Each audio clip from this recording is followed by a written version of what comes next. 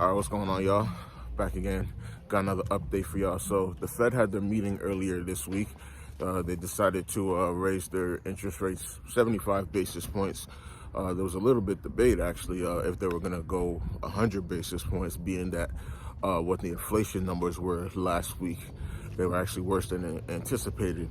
I think the expectation was around 8.1%, and the numbers clocked in at 8.3, so that was a little worse. Maybe they'll revise the numbers down, or maybe they'll revise the numbers up. We'll see. But right now it's 8.3, which is worse than anticipated. And the core CPI, they thought that would have risen. They thought that would have risen 0.3% over the month, but that actually rose 0.6% over the month. So that was doubly worse than what was expected. So that's pretty bad. So the Fed decided to go 75. I think they still decided to play it safe, though, because if they would have went 100, they would have shaken the markets, and we probably would have been seeing all red for the next week or so. So that's where we're at now. Mortgage interest rates right now, we're just at around 6.6% right now. And these home prices are starting to really feel the effects of mortgage rates rising now. Home prices are really starting to stagnate and fall a little bit. Some markets it's probably not being that much affected as others, but where I'm at in Erie County, I used to, over the last 2 years, I almost never saw any price reductions. It would probably be a 2-week period, and maybe I'd see one or two.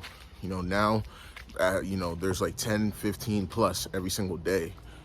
So it's the, in my market, people are starting to feel the interest rates. And even though the median rate right now, is 6.5, being a few offers that we've gotten on a few of our listings and stuff like that, I've seen rates at, higher than that.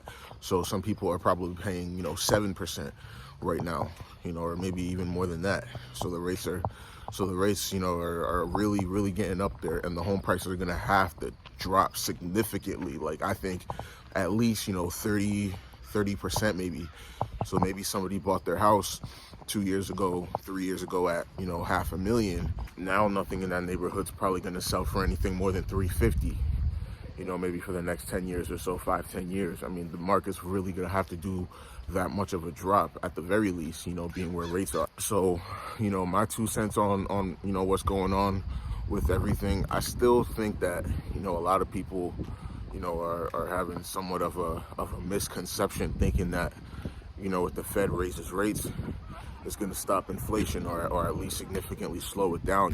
Even the Fed, they're in their meeting and stuff, they pretty much reiterate a bunch of times that their goal is to get the CPI inflation back down to 2%. It's at over 8%, 4 times their target rate now. And I don't think I really don't think that's possible for a bunch of reasons. One, in order for inflation to slow down, I don't like to beat a dead horse, but it's the government. The government would have to slow down their spending, because all you're doing when you're raising rates is just making it more expensive for people to access credit. You're just making it more expensive for people to access a mortgage. You're making it more expensive for people to access a credit card, things like that. Just anybody that wants to access credit, you're making it more expensive. Even the federal government, the interest rates rising affects the federal government, because it affects how much they have to pay on their interest on the debt. Right now we're almost $31 trillion. Maybe we're actually at that, or a little over that maybe, but we're around $31 trillion of federal debt. And with interest rates rising, that's going to rise how much the federal government has to pay.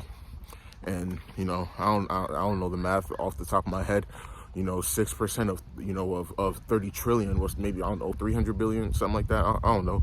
That's a lot of money that has to come out of the federal budget every year that goes back to the Fed, that has to come out the system. If all that money has to come out the system, then that's less money that the federal government can spend on all these other programs. And that's terrible for politicians, and that's terrible for their constituents, because they're supposed to be out here paying Social Security payments and whatnot, but now that money has to go towards the federal debt. Now these, senators, governors, whatnot, congressmen and women, they're going to have to tell Granny that we can't afford to pay your Social Security benefits, or at least the ones that you were used to getting. We have to slash them 10, 20% or in half. whatever it is. And being where we're at right now, rising inflation in the middle of a recession, do you really want to tell people that you either have to raise their taxes or slash their benefits?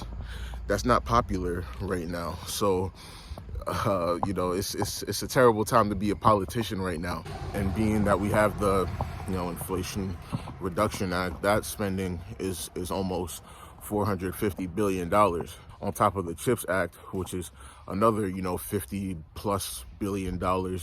And then, we have the student loan forgiveness, which is, there's some estimates that are around 500 billion or so, more or less.